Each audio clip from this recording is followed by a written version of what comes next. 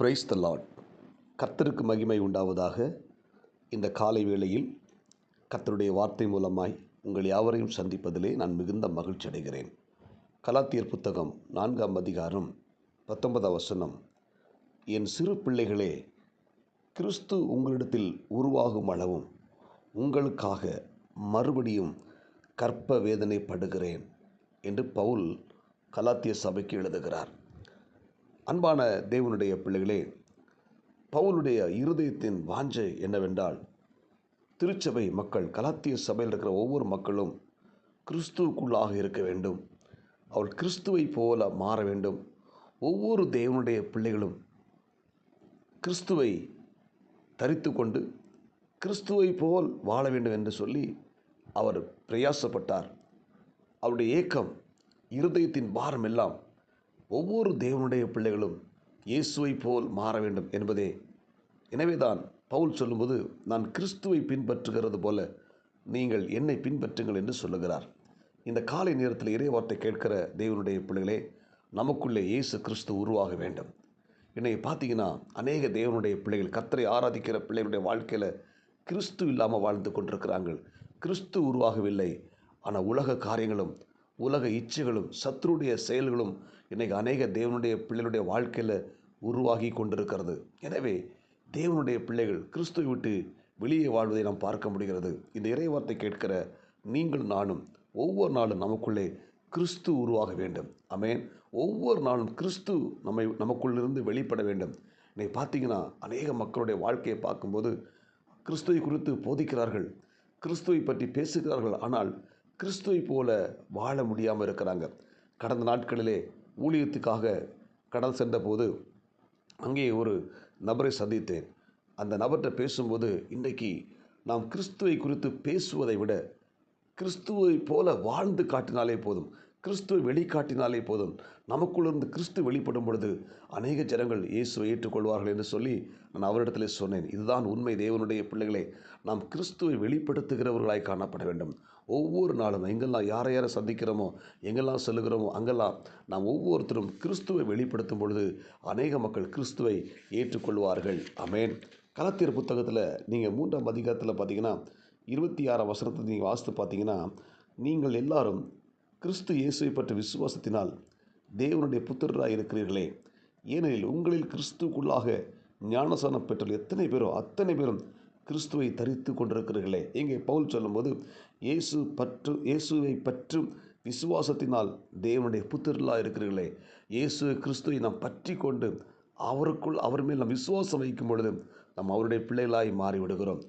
ரெண்டாவது, இயேசு கிறிஸ்துவுக்குள்ளாக நாம் ஞானஸ்நானம் பெறும் பொழுது நாம் கிறிஸ்துவை தரித்து கொண்டிருக்கிறோம் என்று சொல்லி பவுல் எழுதுகிறார். எனவே இந்த இறைவார்த்தை கேட்கிற தேவனுடைய பிள்ளைகளே, நாம் இயேசுவை கிறிஸ்துவை குறித்து நாம் விசுவாசிக்கிறோம், அவரை பற்றி கொண்டு ஞானஸ்நானம் எடுத்திருக்கிறோம். 28ஆம் வசனம் சொல்கிறது, யூதர் என்றும் கிரேக்கர் என்றும் இல்லை, அடிமை என்றும் சுயாதீனம் என்றும் இல்லை, ஆணென்றும் பெண்ணொன்றும் இல்லை, நீங்கள் எல்லாரும் இயேசு கிறிஸ்துவுக்குள் ஒன்றாக இருக்கிறீர்களே. அல்லேலூயா. நாம் எல்லாரும் ஒன்றாக இருக்க வேண்டும். இதுதான் தேவனுடைய விருப்பம். அல்லேலூயா. 29ஆம் வசனம், நீங்கள் கிறிஸ்துவருடையவரானால் ஆபிரகாமின் சந்ததியும் வாக்குத்தத்தின்படி சோதரருமாய் இருக்கிறீர்கள். அல்லேலூயா. நாம் ஒவ்வொரு நாளும் கிறிஸ்துவை வெளிப்படுத்தும் போது, நமக்குள்ளே கிறிஸ்து உருவாகும் போது நாம் யாருடைய வாக்குத்தத்தங்களை பெற்றுக்கொள்கிறோம்? ஆபிரகாமுடைய ஆசீர்வாதங்களை பெற்றுக்கொள்கிறோம். ஆமென். இந்த இறைவார்த்தை கேட்கிற தேவனுடைய பிள்ளைகளே, நாம் ஒவ்வொருத்தரும் கிறிஸ்துவை வெளிப்படுத்த வேண்டும்.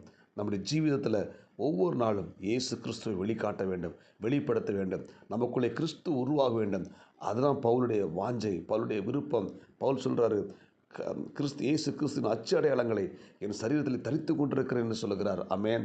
அவருடைய சரீரத்தில் இயேசுவின் அடையாளங்களை தரித்து கொண்டிருக்கிறார். இந்த காலை வேளை இறைவார்த்தை கேட்கிற தேவனுடைய பிள்ளைகளை, ஆண்டுடைய இருதயத்தின் ஏக்கம், வாஞ்சை, விருப்பம் என்னென்னா, நாம் ஒவ்வொருத்தரும் கிறிஸ்துவை வெளிக்காட்ட வேண்டும். ஆமென்.